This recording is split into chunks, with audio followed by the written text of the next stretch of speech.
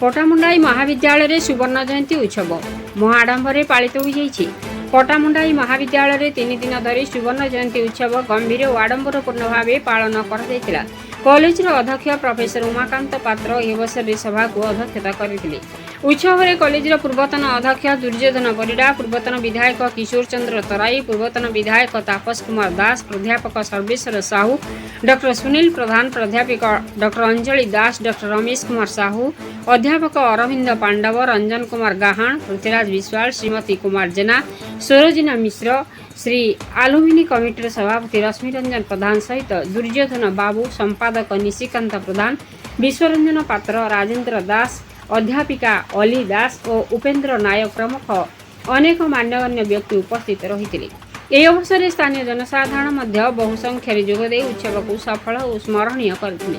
पटामुंडाई अशोक कुमार साहू का रिपोर्ट, मसीहा news. Sir आपन परिचय? Doctor Sunil Kumar Pradhan, head of the department chemistry. आज आपणकर जो सुवर्ण जयंती पालन क्लोजिंग डे रे आपणकर आज केते खुशी अछन? बहुत खुशी अच्छु। मु केवल खुशी नहीं, आम समग्र अनुष्ठान आज खुशी अच्छी। पुरातन छात्र संसद एठारू विदाय नहीं आमर अध्यापक कर्मचारी जो मैंने से विगत दिन में संबर्धित कराई एवं आमर आज शेष दिन में आलुमिनी एसोसिएशन बा जो नूतन करी गठित होता पुरातन छात्र संसद पक्ष संघ पक्षर आज तांकर कार्यक्रम रही एवं विगत 2 दिन में आम विभिन्न व्यक्तिविशेष को ये अनुष्ठान संबर्धित करूँ जो मैंने कॉलेज सहित बा ये महाविद्यालय सहित एसोसिएटेड होते एवं ये जो उत्सव पाई समग्र केवल आमर ये पटामुंडाई कॉलेज भितर नुहे जो लक्ष लक्ष छात्र आम ये अनुष्ठान पास कर जाते समस्त मध्य आनंद प्रकाश पाई समस्ते आमको कंटाक्ट करुँच एवं यही उत्सव में बहु संख्यार से सामिल होती आम गर्वित। मुझे डॉक्टर अंजलि दास, प्राध्यापिका अच्छी उद्योग विज्ञान विभाग पटामुंडाई कॉलेज। अच्छा आज आपणकर जो गोल्डन जुबली आज शेष दिन में आप केते खुशी अछन? मु तो बहुत खुशी अच्छी। आम 3 दिन धरी चली गोल्डन जुबली सेरेमनी आम पटामुंडाई कॉलेज कैंपस भितर और 3 दिन भितर आम 2 दिन अलरेडी सरीगले। बहुत छात्र छात्री मैंने आसी पुरातन छात्र संसद आमको बहुत सहयोग करुच्ची आमर अन्य प्राक्तन जो मैंने अध्यापक अध्यापिका कर्मचारी आमर प्राक्तन अध्यक्ष मैंने थे समस्ते ठीक आसी सब संबोधित कराई 2 दिन बहुत भल भाव में आज आमर अच्छे आलुमिनी कमिटी फंक्शन आउ से निश्चित भल भाव में करेंगे। बहुत छात्र छात्री एवं आसिक कॉलेज में आसर जमी सारे बहुत गेस्ट मैंने आसुच्च बाहर आपको सब देख माहौलटा निहाती अलग लगुच बहुत ही भल लगुच आम समस्त बहुत खुशी एथि। पटामुंडाई कॉलेज जड़े पुरातन छात्र आज आपणकर जो सुवर्ण जयंती क्लोजिंग डे रे आप केते खुशी अछन? देखु आज पटामुंडाई कॉलेज सुवर्ण जयंती 2026 मसीह 21 एप्रिल 21, 22, 23 3 दिन धरी चालू रही। आज हूँ शेष दिन। आज शेष दिन हूँ पटामुंडाई पुरातन छात्र मानक संसद आज हूँ गोटे दिन प्रोग्राम। यही प्रोग्राम रे प्रथम दिन आज पर्यंत बहु पुरातन कार्यकर्ता पुरातन छात्र छात्री मैंने आसी उपस्थित रोचंती।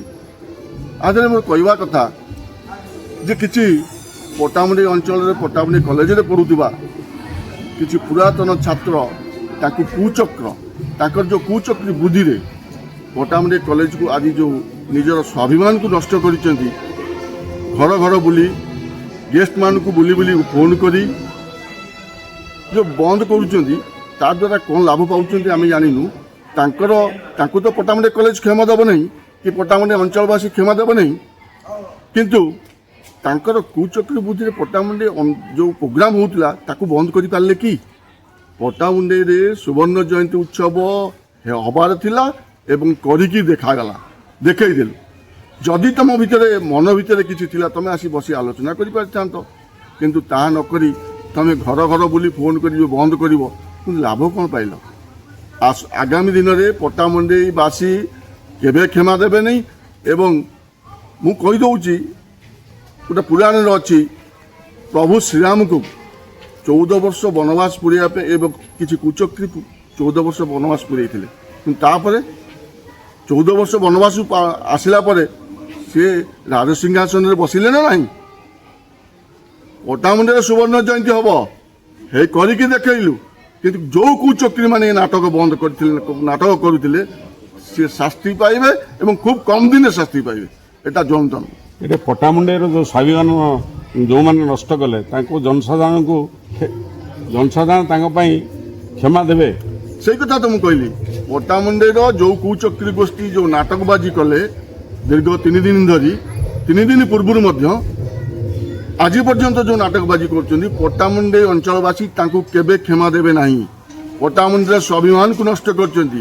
ପଟ୍ଟାମୁଣ୍ଡେଇର ନିଜ ଯାହାକୁ କହନ୍ତି ପାଠଶାଳା ହେଉଛି ନିଜର ବାପ ମା, ଯୋଉଠି ତାଙ୍କ ବେକରେ ଛୁରୀ ମାରିବା ପାଇଁ ଚେଷ୍ଟା କରିଛନ୍ତି, ସେମାନଙ୍କୁ ପଟ୍ଟାମୁଣ୍ଡେଇ ଅଞ୍ଚଳବାସୀ କେବେ କ୍ଷମା ଦେବେ ନାହିଁ।